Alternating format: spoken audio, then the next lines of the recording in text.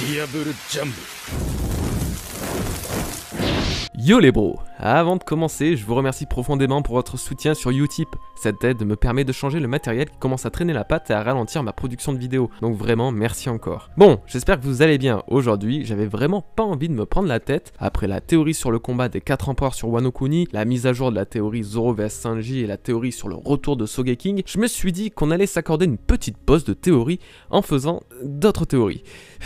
ouais, logique. Ouais, non mais là, ça sera un peu différent, ça sera plus un jet d'idées structurées sur un sujet bien particulier, les gears de Luffy. Outre les nouvelles attitudes que Luffy pourrait obtenir pour vaincre ses ennemis, je me suis toujours demandé comment prévoir ses prochaines évolutions, c'est-à-dire ses prochains gears. Ce n'est que lors de l'apparition du Snake Man qu'un détail m'a sauté aux yeux, le rapport entre les techniques de Luffy et les animaux. Alors je savais bien que les animaux étaient un thème important qui revenait régulièrement dans ses attaques, mais jusqu'à présent je n'aurais pas cru pouvoir le lier directement aux gears afin de pouvoir les prédire bien à l'avance. Vous l'avez sans doute remarqué, le gorille, l'ours, l'aigle, l'éléphant, le lion ou le serpent plus récemment, ils font partie des animaux représentés par Luffy durant ses combats depuis l'ellipse des 2 ans, alors qu'avant il s'agissait beaucoup plus de termes militaires. Mais là encore, il y a une petite nuance à noter. Tous ces animaux ont, dans leur espèce, une catégorie possédant une épithète royale, ou liée d'une façon ou d'une autre au symbole des rois. Mieux encore, pour parfaitement correspondre au roi que sera Luffy, c'est la technique la plus puissante de son gear que Luffy associera à cet animal. Exemple, le King Kong Gun du Gear Force fait référence au grand King Kong, que l'on peut considérer comme étant le roi des gorilles et des singes. Et ça tombe bien car le Bondman est justement la forme de ces gears que l'on peut le plus lier au physique des primates. Plus récemment, avec sa forme Snake Man, Luffy a nommé son attaque ultime King Cobra. Et ça tombe bien car le Cobra royal est bel et bien une espèce existante de serpent parmi les plus dangereuses. De référence à une catégorie royale d'animaux en 2 gears, je mets ma main à couper qu'il ne s'agit absolument pas d'une coïncidence. Je vous ai donné d'autres noms d'animaux tout à l'heure, le lion, l'aigle, l'éléphant et l'ours, et figurez-vous que eux aussi sont liés à la royauté dans le règne animal en fonction des continents, et donc Luffy, tel le roi qu'il est et qu'il sera, représentera chaque animal et leur forme royale à travers ses gears. Donc dans cette vidéo, je vais vous exposer mes théories concernant les futurs gears de Luffy, leur forme, leur nom, leur pouvoir et dans quel cas ils seront utilisés. Tout ça sera lié au symbole royal que divers animaux de divers continents, mythes et légendes peuvent posséder, ainsi qu'aux indices et éléments qu'Oda a laissés à travers les techniques de Luffy. Je sais pas si j'ai été clair, mais il s'agit d'une des théories dont je suis finalement le plus fier, alors si la vidéo vous plaît, n'hésitez pas à m'en faire part en commentaire. C'est parti.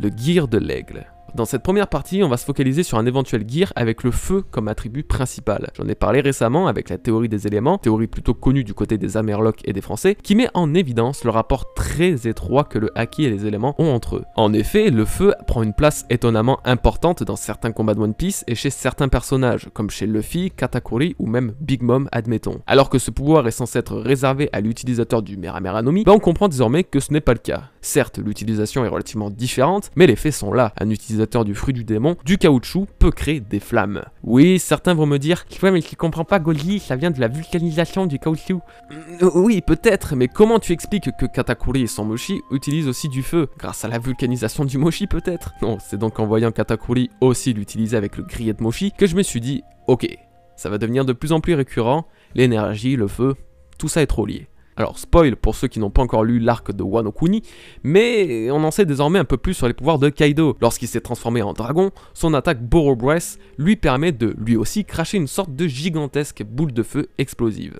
Sans compter l'utilisation que Big Mom fait de sa lame Napoléon et son attaque Cognac l'immolant par le feu, faites-moi confiance, il y a un truc. Bref, je me suis dit qu'un gear de Luffy basé sur l'utilisation du feu est loin de relever du fantasme finalement, mais à quoi pourrait-il correspondre ? Mais sous quelle forme se présentera ce gear enflammé, ou du moins, quel sera son intérêt? Alors pour l'instant, la seule technique que Luffy utilise avec du feu est le Red Hawk. Il étire son bras en gear Seagull pour frapper son adversaire avec un haki de l'armement enflammé. C'est donc sur celle-ci qu'on va se baser. Si vous avez suivi mon petit speech un peu plus tôt à propos des animaux et leur rapport avec les gears de Luffy, vous allez totalement comprendre la partie qui va suivre. La traduction littérale de Red Hawk signifie faucon ardent. Encore un rapport avec les animaux donc. J'ai fait quelques recherches et je suis tombé sur des choses du coup très intéressantes. C'est pas facile de tisser un lien logique et évident entre les oiseaux et le feu, cependant j'ai découvert un article concernant des oiseaux de proie déclencheurs de feu dont les faucons feraient partie. Ils mettraient volontairement le feu dans une zone précise, obligeant leur proie à fuir et donc à se révéler, facilitant par la suite grandement leur chasse. Les animaux sont tellement intelligent. Bref, c'était intéressant mais pas réellement ce que je voulais.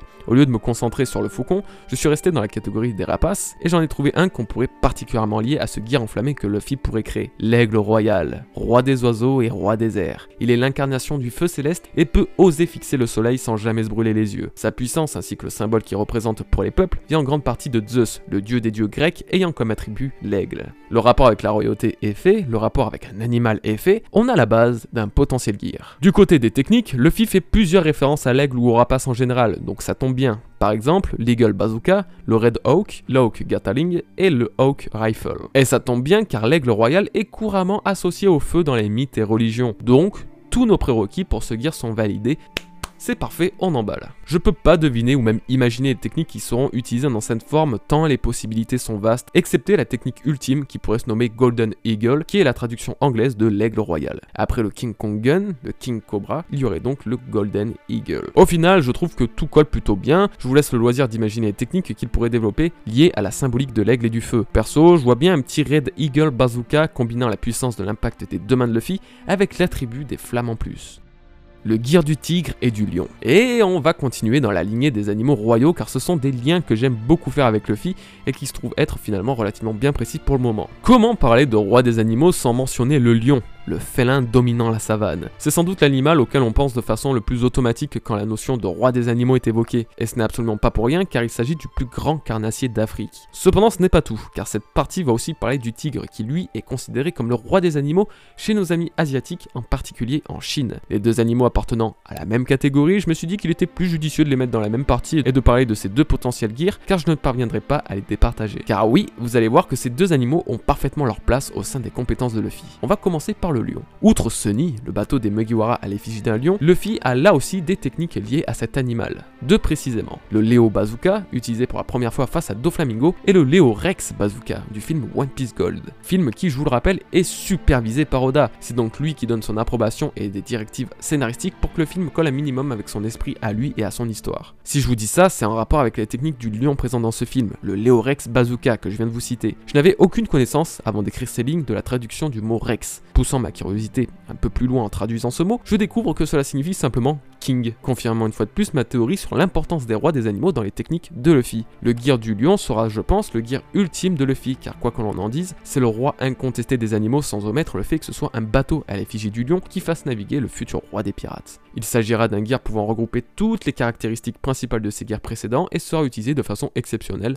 voire même unique. D'ailleurs, il est intéressant de noter que la plupart des animaux que je cite dans cette vidéo seront finalement présents sur l'île de Ruskaina, lieu d'entraînement de Luffy durant ces 2 dernières années. Le lion, le tigre, le gorille et l'éléphant que je vais citer un peu plus tard. Seul le crocodile est pour l'instant un animal que je n'arrive pas à assimiler aux techniques de Luffy. Bref, justement, la présence du tigre n'est pas anodine. Malgré le fait que Luffy ne possède aucune technique dans son panel liée à cet animal, bien qu'on puisse l'assimiler à celle du lion, il est le roi des animaux pour le peuple chinois. Tout comme le lion qui, lui, est le roi de la savane, le tigre, lui, est le roi de la jungle, le vrai. D'ailleurs, il porte sur le front le caractère Wang, ce qui signifie roi en chinois. Et encore autre chose, tenez-vous bien, on traçait lors de la fête du double 5, 5e jour du 5e mois lunaire, ce caractère sur le front des enfants pour les protéger des démons. Le 5e jour du 5e mois tombe donc le 5 mai. Et vous savez qui est né le 5 mai? Je vous le donne en mille. Monkey D. Luffy, renforçant encore plus son lien avec le tigre. Et dans les mythes chinois, le tigre n'est pas n'importe quel animal, puisqu'il se dresse face au dragon. Il s'agit d'une rivalité présente via les 4 animaux célestes chinois. Le tigre blanc positionné à l'ouest s'oppose au dragon d'azur qui est à l'est. Petit spoil pour ceux qui ne sont pas encore à l'arc de Wano Kuni, mais rappelez-moi qui est le dragon du pays? Kaido. Qui plus est, nous avons sa couleur officielle depuis peu,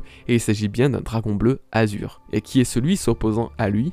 Luffy, qui représentera le tigre blanc. Pour l'instant, tout colle plutôt bien une fois de plus. Il est d'ailleurs important de noter qu'Oda a parfaitement conscience de cette rivalité entre le tigre et le dragon, puisqu'il en fait la représentation avec les dessins de Kenjuro au début de l'arc de Zou, même encore dans son Color Spread, où le lien est encore plus présent et explicite. Le gear du tigre serait celui qui sera développé face à Kaido, tandis que celui du lion sera l'ultime gear de Luffy. Concernant les techniques, il est une fois de plus difficile de se prononcer, mais vu le caractère féroce et agressif de ces deux animaux, je pense qu'il s'agira de gears particulièrement puissants et destinés à infliger de gros dégâts en dépit de la défense. On peut donc imaginer une surconsommation de haki d'armement, fragilisant la stabilité de cette technique et qui devra donc être utilisée avec plus de parcimonie que les autres.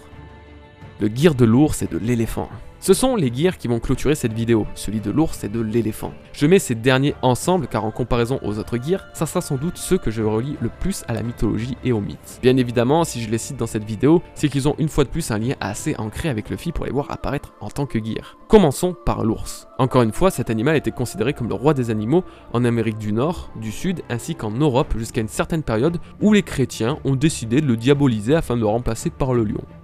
Bon, pourquoi pas. Pas seulement, l'ours avait cette place royale aussi chez les peuples scandinaves et germaniques. C'est désormais quelque chose de moins ancré à notre époque, mais c'était bien d'actualité fut un temps. Qu'avons-nous du côté de Luffy pouvant le lier à l'ours? Eh bien, cette technique Grizzly Magnum qui fut utilisée dans le but de détruire le Noah. Comme pour tout ce que je vous ai cité plus tôt, cette technique a été apprise durant l'ellipse, et cette même ellipse qui a servi à Luffy à développer de nouveaux gears. Ce n'est pas tout, car si votre mémoire ne vous joue pas de tour, vous êtes censé savoir que l'ours a un lien particulier avec Luffy. En effet, il s'agit, avec le tigre, une fois encore décidément, de l'animal qu'il a affronté au Mont Corbeau accompagné d'Ace. Il s'agit donc une fois de plus d'un animal récurrent que l'on peut lier à lui, malgré le peu de techniques que l'on peut lui assimiler. C'est justement dans ce cas précis où il faut prendre en compte le gear Snake Man. Il s'agit d'un gear basé essentiellement sur une seule attaque du gear Force de Luffy. Donc dans notre schéma théorique, malgré la seule technique Grizzly Magnum, le lien peut quand même se faire. Le rapport avec la culture nordique me fait penser que ce gear pourrait être utilisé sur Elbaf, île liée à la mythologie et à la culture scandinave.